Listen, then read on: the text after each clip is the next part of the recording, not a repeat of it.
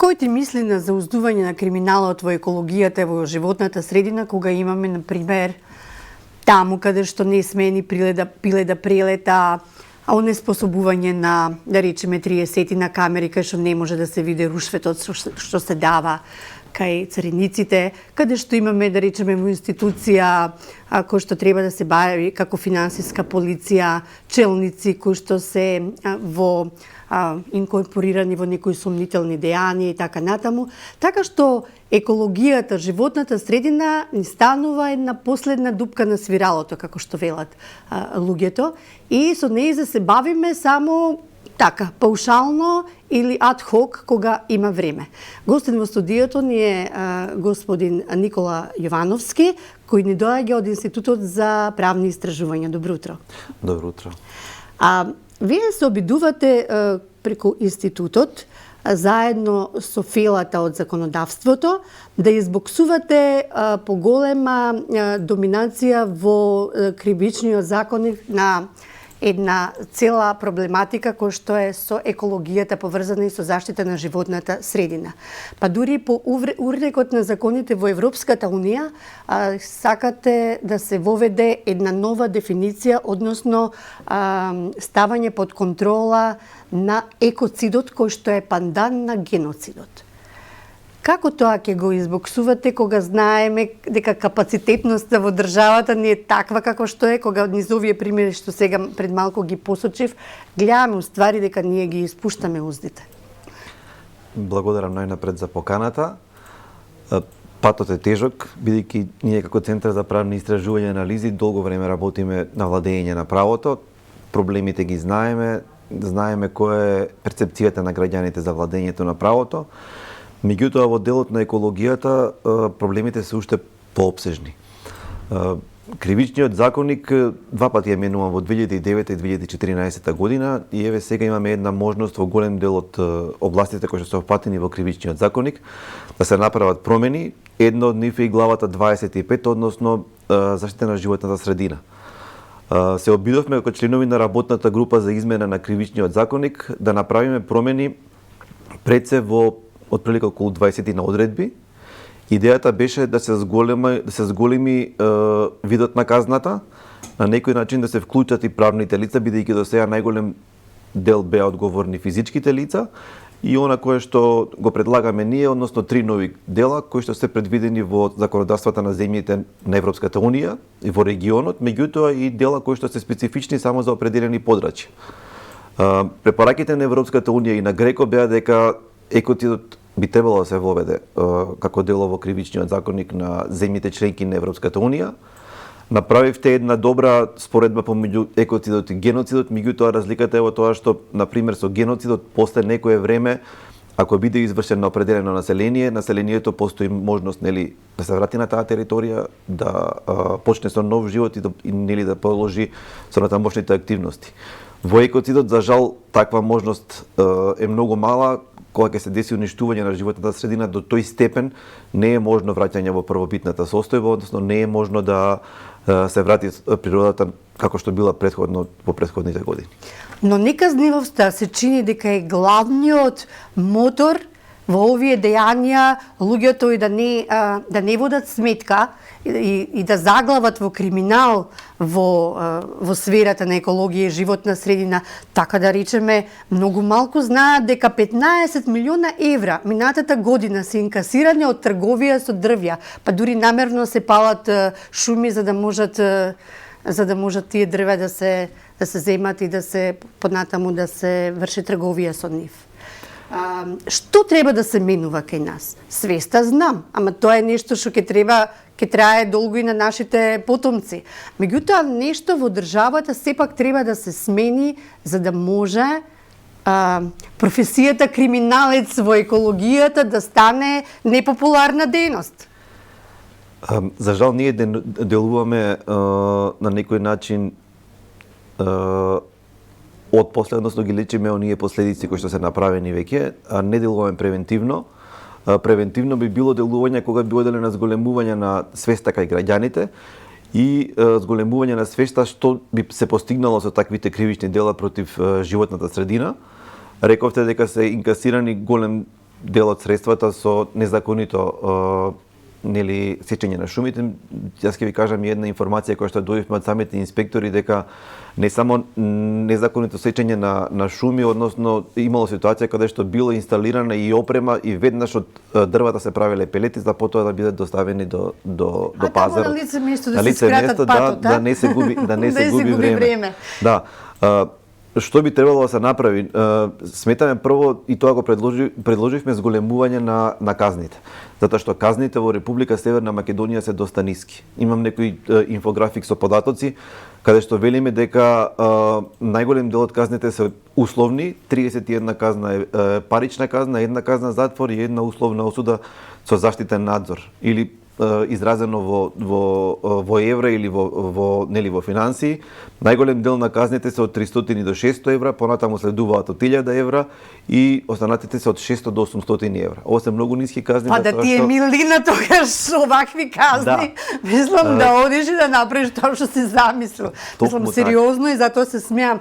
Дали може би треба една посебна едукација на судиите и на обвинителите, за да може да се земе како сериозна работа овој криминал што не се прави во животната средина, може би па тоа и ќе ги мотивира судската обвинителската фела повеќе тука да инвестираат во овој дел. Што се прави на... За жал во Република Северна Македонија немаме специјализација на судиите и на јавните обвинители кои што би работеле на полето на животната средина. Заедно со Академијата за суди и јавни обвинители се обидовме да ја започнеме таа едукација, односно направивме еден курикулум за еколошка правда. Направивме 4 обуки, на кои што обуки представници на судството, јавното обвинителство и нивните стручни соработници, мораме да ги напоменеме и нив, бидејќи нели они се двигателот на овие институции. Меѓутоа, на истите обуки ги вклучивме и Државниот инспекторат и Министерството за внатрешни работи, чисто да ги споделат искуствата кои што ги имаат во делот на борба со криминалот во животна средина, и се обидовме да ги едуцираме за оние работи кои што се однесуваат на законите во однос во Република Северна Македонија за заштита на животната средина, меѓутоа и што вели меѓународното право. Од друга страна, беа направени обуки во делот на истрагата и сето оноа што се случува од моментот на откривањето на кривичното дело до процесирањето. Каде е проблемот? Проблемот најголем е во координацијата. Координацијата и тоа помеѓу Министерство за внатрешни работи, Државен инспекторат и јавното обвинителство. Најчесто заглавуваме во делот на имање на недоволен персонал, односно во сите институции имаме помалку персонал од предвидените систематизации на работните места. Вториот дел е во делот на процесуирањето на кривичните дела и на крај доаѓаме до делот на судењето, односно на донесувањето на пресудата. Голем дел од овие кривични дела завршуваат како прекршоци, за жал. И она што ние го предложивме, одговорност кај правните лица. Најчесто се одговорни физичките лица, правните лица беа надвор некако од законот. Би сакале ние сега покрај паричните казни, доколку е можно во иднина да се предвиди некоја забрана за вршење на определена дејност. Од секогаш личниот интерес на мокниците бил ставен во преден план, па не е ни чудо зашто по општините имаме најмалку пријави на вакви, условно да кажам, мини екоциди, затоа што градначалникот ги бира, мислам дека инспекцијските служби што треба на терен да ги праќа и сега. Па да, за жал. Тој што ги храни, како очекуваш него да ги... Со направената децентрализација во нашата држава, инспекцијските служби потпаднаа под општините и се случува во определени општини, во поголемиот дел од општините, локалните инспектори да бидат назначени токму од градоначалниците. И сега зборуваме за независност и непристрасност во работата на инспекторатите за некој кој што е назначен од страна на градоначалникот и одговара за својата работа пред градоначалникот. Тоа се проблеми кои што би требало во иднина да се решат, меѓутоа тој проблем нема да се реши доколку не се зголеми бројот на вработени во инспекторатот. Бидејќи на територијата на Република Македонија според онаа анализа која што ја направивме, отприлика околу 50% се непополнети местата на државните инспектори. И сега се поставува прашањето колку тие инспектори имаат време да ги работат локалните работи, колку имаат можности да се координираат со Министерството за внатрешни работи и со јавното обвинителство на Република Северна Македонија. Последното е да не одиме подалеку, последното што ни се случи во сред град Скопје, треска пожарот и ние сега ќе си чекаме кој ќе биде епилогот, а веќе однапред знаеме што може да излезе од тоа. Брегалница. Таа брегалница побеле преку ноќ и мислам дека тие казни кои што беа до правното лице, дека не се ефектуирани, ниту пак ќе... Па да, брегалница е едниот од поголемите случаи кои што беа поинтересни. Пресудата мислам дека е првостепена е 200.000 евра. За гледачите кажете така во една реченица што се случи точно? Беше испуштена некоја материја која што е обои реката во бела боја. Се беа земени мостри, нели? Практиката е да се земе мостра од каде што се смета дека е истечена материјата на средниот тек и понатаму за да се види колку е влијанието. Меѓутоа, тука се постава повторно она прашање, враќање во првобитната состојба и колку истекувањето на таа материја влијаело на живиот свет во реката. И сега дали 200.000 евра која што е изречена казна може да покрие штетата која што е направена. Или хипотетички, ако индустријата која што го направила загадувањето на годишно ниво прави милиони или милиарди, дали 200.000 евра казна е доволна? Ма чекайте, тоа 200.000 евра е само во првостепена. Ние знаеме дека додека стигнем до главното, тие ќе се стопат. 200.000 ќе станат 2.000 евра. Па јас сметам дека до 2.000 евра нема да стигнеме, бидејќи штетата стварно е голема. Добро, така е зборот, меѓутоа таа практика на селективна казнивост, на неказнивост, на гледање низ прсти, ни прави тоа што е. Затоа и екологијата, заштита на животната средина ни е нешто како факултативна задача кај нас. За жал, како факултативна и сметам дека и судиите и јавните обвинители морам посериозно да сватат. Има ли расположба кај судиите да се престројат, да бидат еколошки судии? Односно, дали тоа ќе значи дека треба да се формираат посебни екосудови, посебни екообвинителства или?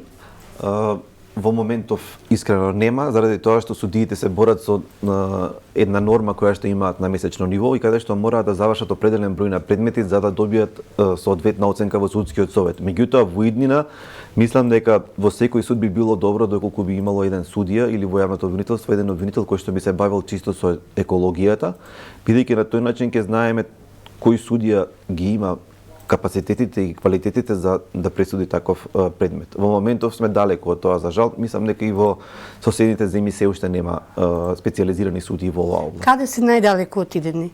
Словенија, да речеме, Австрија? Словенија и Хрватска од регионот и Австрија, затоа што Словенија знаете дека втора најчиста држава е во светот и мислам дека голем дел од одредбите и ние ги преземавме од нив. Ако го отвориме прашањето за концесии на природните богатства, тогаш ќе ни бидат малку две емисии на утрински брифинг. Ви благодарам што ми бевте гостин во овој блиц разговор на утрински брифинг, но знам дека вие во вашиот центар за правни истражувања имате многу теми со кои што и со вашите колеги ветивме дека ќе дојдат ќе разговараме во областа на судството за промените што вие ги заговарате, како да им помогнете на судската фела да имаат подостоинствена професија и подобро платена професија. Ви благодарам што бевте гостин во утрински брифинг.